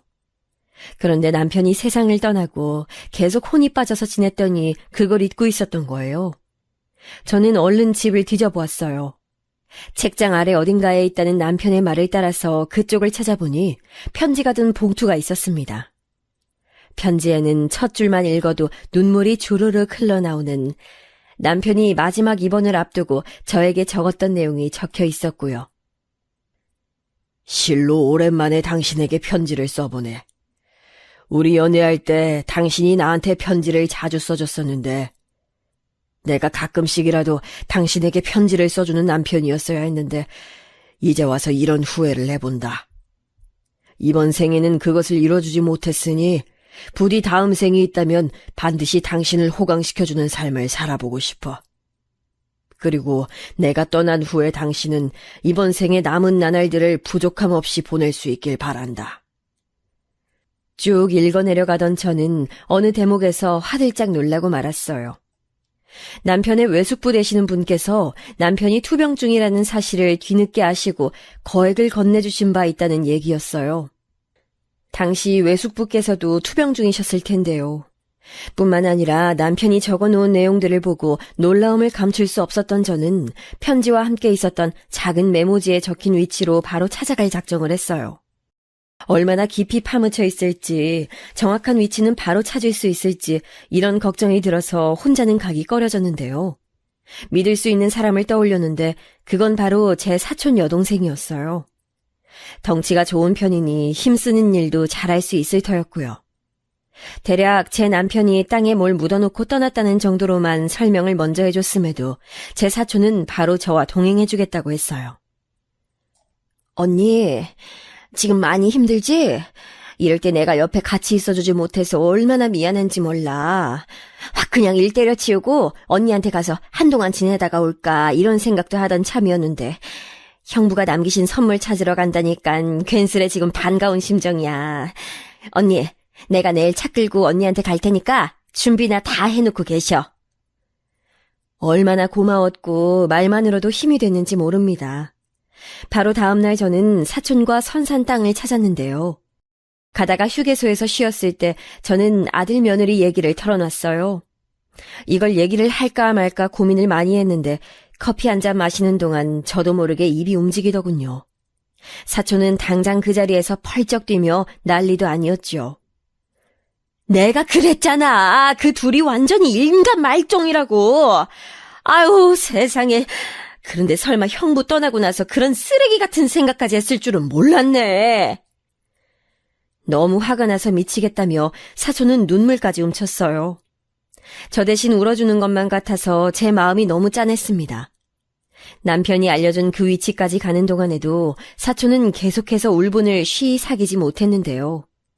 저랑 같이 열심히 삽질을 하면서 땅을 파는 와중에도 계속 욕을 했을 정도였답니다. 그리고 마침내 뭔가 삽 끝에 틱 걸리는 게 있다면서 사촌이 삽질을 멈췄어요. 제가 그 부름에 얼른 그쪽으로 가보니까 작은 상자가 보였지요. 어? 이거 왠지 어디서 본 것만 같은데.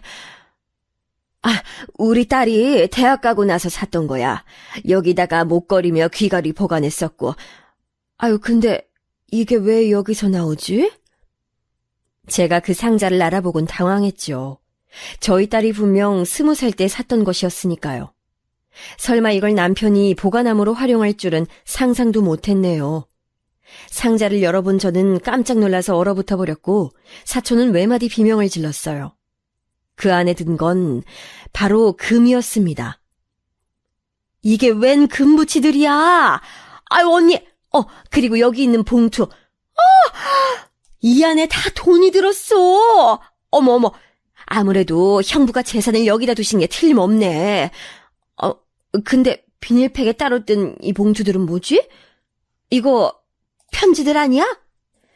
남편의 외숙부께서는 췌장암으로 남편보다 1년 더 먼저 돌아가셨어요. 결혼을 안 하셨기에 자식도 없었고요.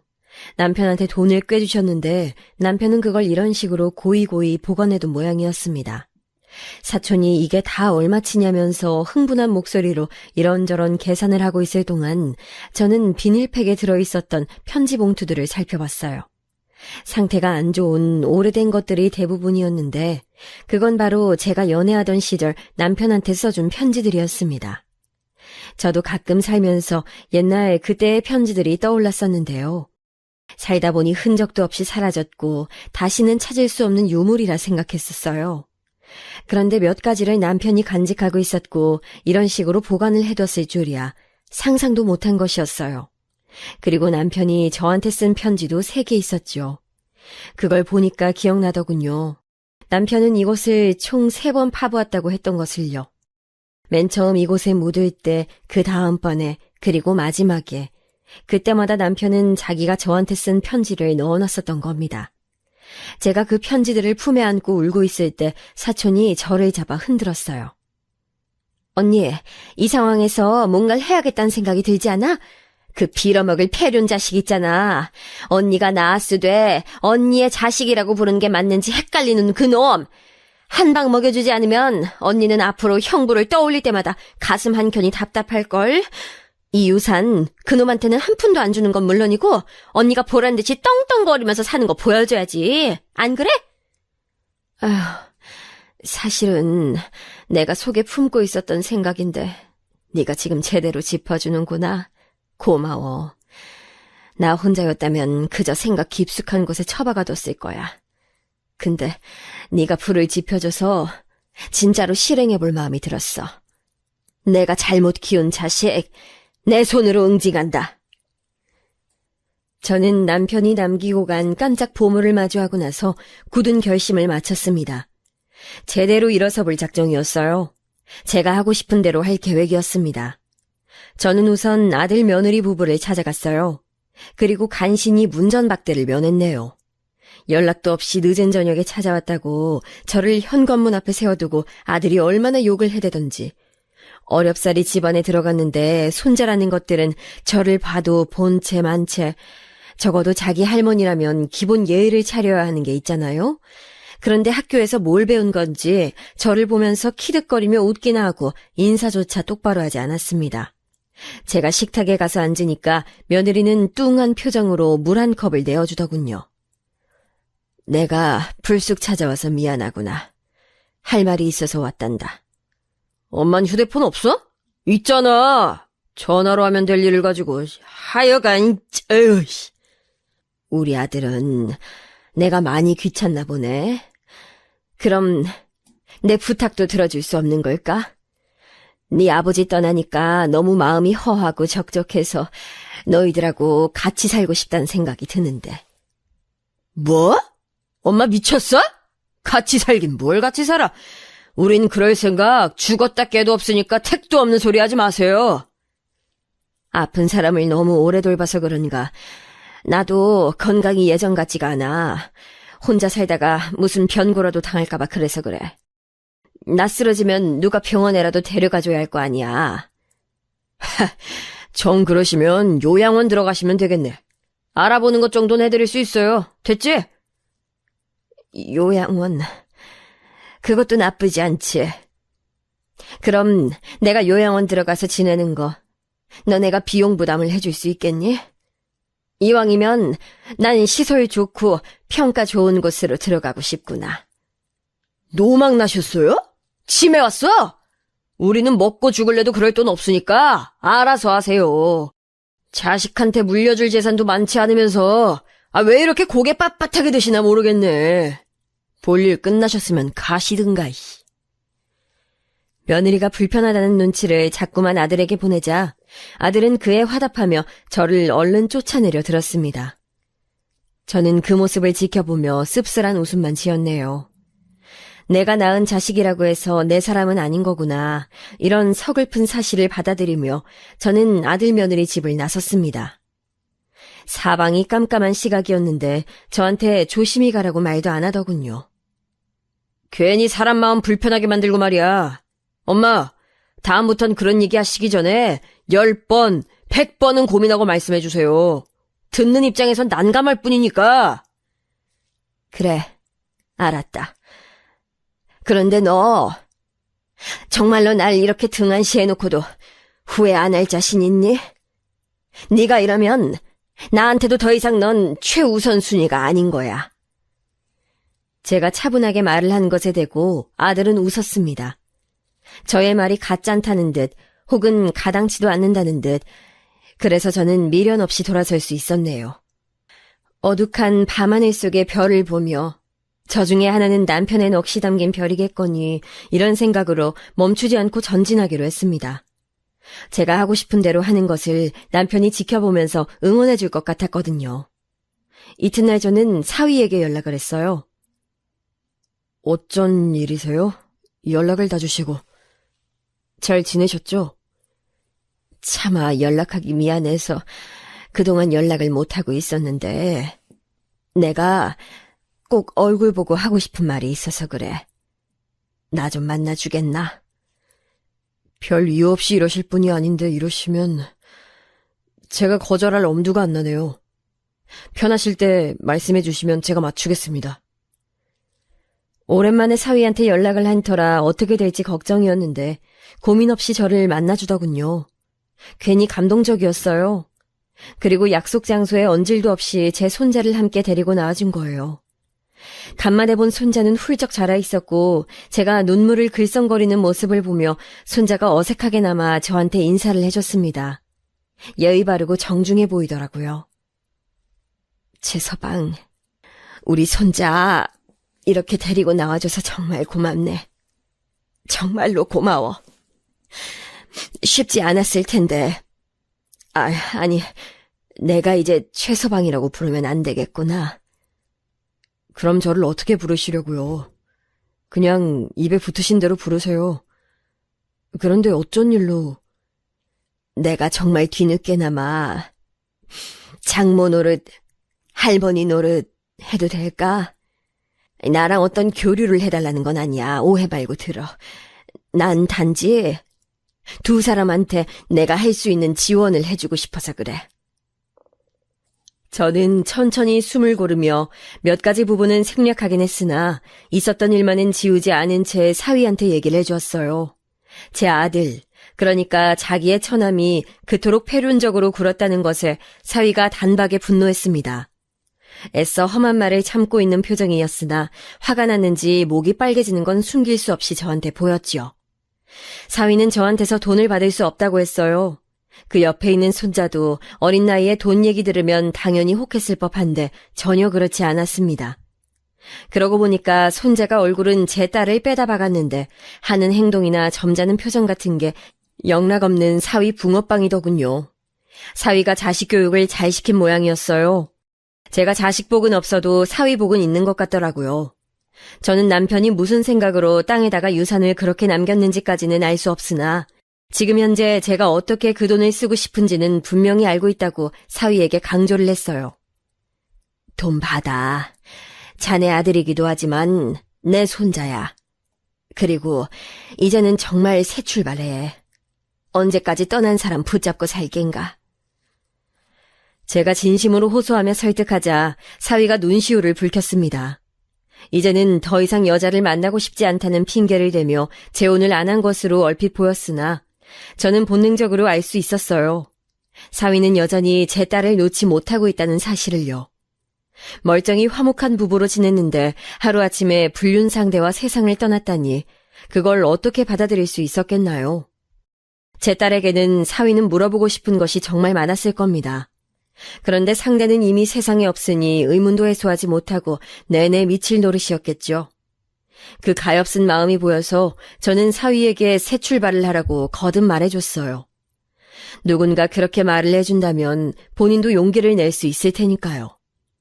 오랜 대화 끝에 사위는 제 뜻을 따르기로 했습니다. 제가 건네는 돈을 받기로 한 거예요. 대신 한 번에 주는 게 아니라 다달이 매월 주는 것으로 했습니다. 그리고 최소 한 달에 한 번은 제가 앞으로 손자를 만나는 것으로 했어요. 얼마나 기뻤는지 몰라요.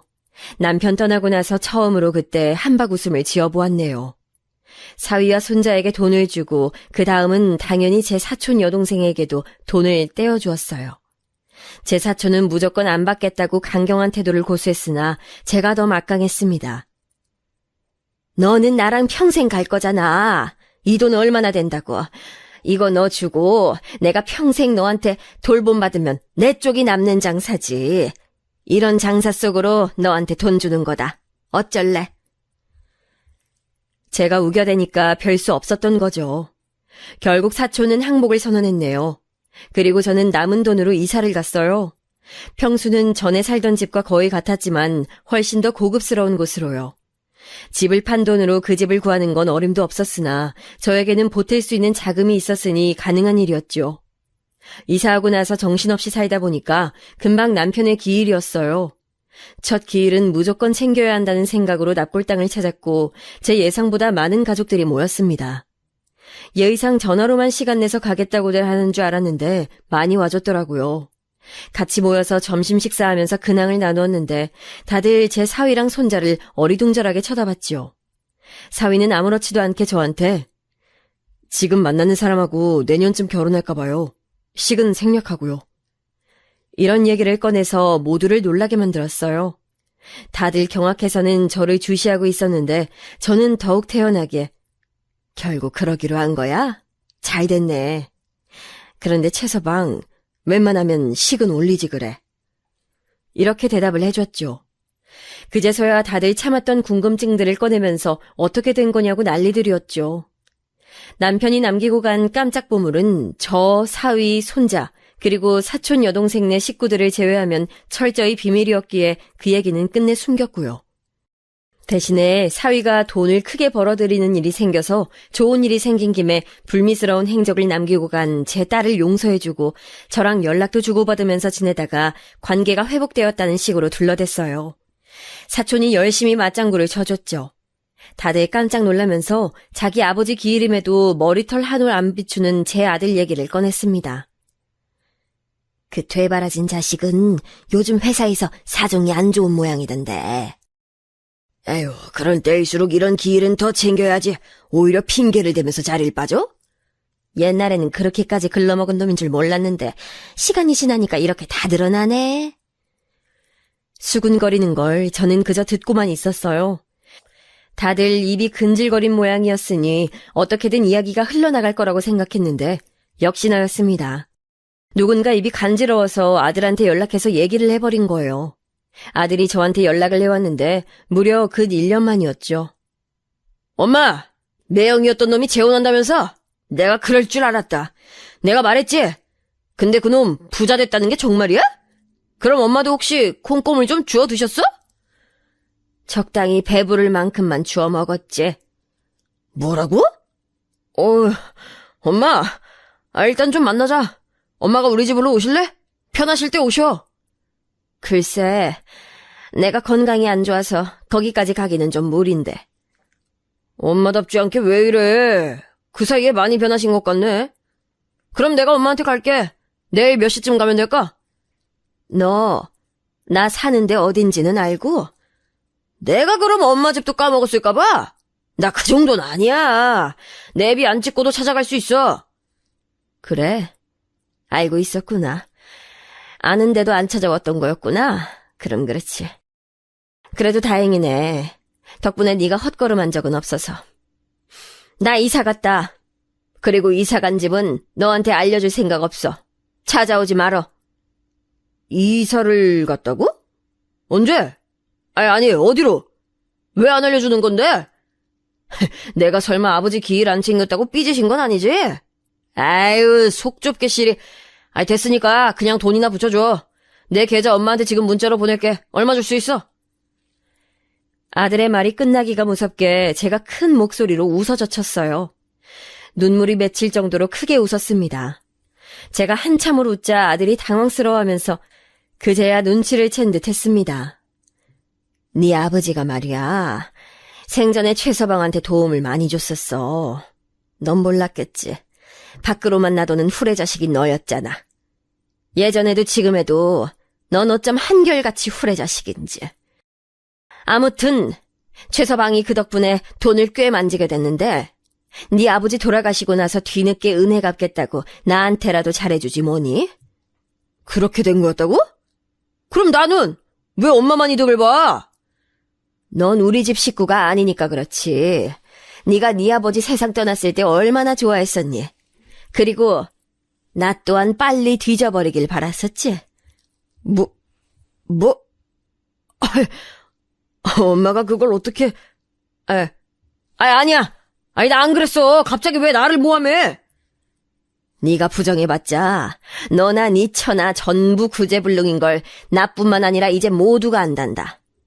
애쓰지 마렴. 난 너에게 분명 먼저 손을 내밀었었고 그걸 거절하다 못해서 날 떠밀어버린 게 바로 너야. 그때부터 넌 내 아들 아니었다. 엄마, 나 지금 너무 당황스럽네. 다 그렇다 쳐. 근데 내 자식들은 엄마 손주들이잖아요. 네가 내 아들이 아닌데 네 자식이 왜 내 손주가 되니? 그거 참 재밌는 발상이야. 생각했던 것보다 저는 태연슬의 말이 잘 나갔어요. 가슴은 비록 아들이 제 핏줄이라고 외치고 있었으나 싸늘하게 식어버린 감정이 저를 그렇게 만든 것이었겠죠. 남편이 땅에다가 그런 유산을 남겨놓으라고 일부러 밝히지 않았어요. 그랬다가는 밑도 끝도 없이 들이박으면서 그건 다 아들인 자기 몫이라고 착각할 게 뻔했으니까요. 아들은 사위에게 열등감을 지니고 있었으니 저는 오히려 그것을 건드렸던 것입니다. 사위가 잘 나가게 됐단 말을 듣고 아들의 속이 얼마나 꼬였을지 안 보고도 화냈죠. 저는 미련 없이 아들의 번호를 차단했습니다. 며느리의 번호도 마찬가지였고요. 아들은 그 후로 사위한테 연락을 했었더라고요. 장인어른 돈으로 성공했으면 처가 식구들한테 공평하게 갚아야 하는 거 아니냐고 따졌다더군요.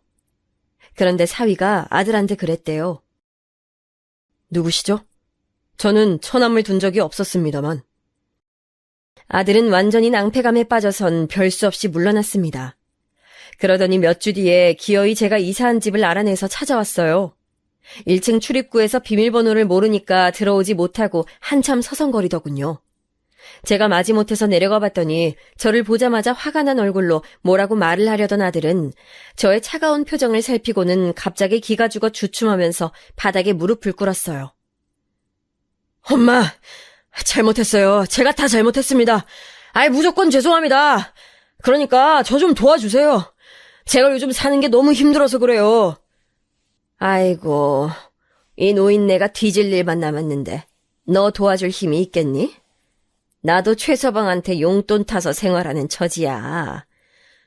엄만 그럼 돈이 따로 없는 거였어요? 내가 나올 돈구석이 어디 있어. 최서방이 이사 지원해주고 용돈 줘서 그걸로 사는 거지. 노인네 혼자 생활할 돈만 받고 있으니까 매달 남는 것도 없고, 그래서 너 줄 것도 없다. 최서방한테 구걸하려면 하든지 나한테선 네가 얻어낼 게 없어. 제가 불어 씁쓸한 투로 말을 했더니 소득이 없겠다 싶었는지 아들은 분노를 참는 얼굴이 되어서 인사도 안 하고 돌아섰습니다. 최서방이 무조건 대화의 끝을 자기한테도 돌려놓으라고 저에게 말을 했었기에 저는 그대로 따랐지요. 제가 돈의 원천이라는 사실은 여러모로 아들 내외가 끝까지 모르는 게 낫겠다고 최서방네도 사촌 여동생네도 그렇게 말을 했습니다. 제가 남편의 유산을 쥐고 사용했다는 사실을 알면 아들은 폐륜 범죄라도 일으킬 수 있는 작자라고 똑같이들 말을 해주더군요. 아휴, 얼마나 한숨이 나오던지요. 아들은 자존심, 열등감에 치여서 결국 회사 일을 그르친 모양이었어요. 저는 사촌과 모의를 해서 며느리가 아르바이트를 하던 카페에 불만 신고를 몇 번 넣었죠. 쉬운 일이었네요. 며느리는 음식 파는 곳에 일을 하면서도 시뻘건 매니큐어를 손톱에다 바르고 있었고 같이 일하는 직원이 쉬러 가면 머리를 지저분하게 풀어헤치곤 일을 했으니까요. 위생관념도 빵점이었는데 손님들한테 막말을 해대기까지 그 더러운 성질머리 덕분에 카페에서 잘리게 만드는 건 쉬웠답니다. 소소한 복수나마 즐거웠네요. 저도 제가 이런 일을 할 수 있는 사람인 줄 전혀 몰랐어요. 며느리가 애들 데리고 길에서 옥신각신하면서 걸어가는데 때마침 제가 그 모습을 발견하고는 옳다커니 싶어서 일부러 그 옆으로 가봤었죠. 조수석 창문을 내리면서 말을 걸었습니다. 아는 얼굴인가 싶었는데 맞았네. 내 마음속 호적에서 파버린 아들놈만 아니었어도 우리 며느리하고는 잘 지냈을 텐데 여러모로 아쉽다. 그럼 이만? 어머님 잠깐만요. 어머님 원래 운전할 줄 아셨어요? 이 외제차는 또 뭐고? 아유, 어머님! 잠깐 저랑 얘기 좀 하고 가세요! 어머님! 저를 목이 터져라 부르는데 그러거나 말거나 저는 출발해버렸고 거울로 며느리의 모습을 지켜보며 쾌재를 불렀네요. 그 뒤로 아들 내외는 부부싸움을 시작했던 것 같아요. 제가 했던 말이 며느리는 계속 마음에 걸렸던 모양이었죠. 그러다가 서로에게 책임을 전가하면서 아주 개싸움을 벌인 듯 싶었습니다. 둘 다 인성이 개차반이니 싸우는 것도 남달랐나 봐요. 별거를 했다가 말았다가 난리도 아니었대요. 저랑 잘 지내보고 싶어서 어쩔 줄 몰라 하는 거 알고 있었지만 계속 모른 척했어요. 최서방은 재혼했습니다. 차분하고 성격 똑부러지는 아가씨랑요. 심지어 이쪽은 초혼이더라고요. 그런데 저랑 만나는 것도 전혀 어려워하지 않고 어른 상대를 어찌나 유연하게 잘하는지 갑자기 저한테 예쁜 며느리 생긴 것 같아서 기분이 좋더라고요. 우리 손자도 저한테 얼마나 잘하는지 몰라요.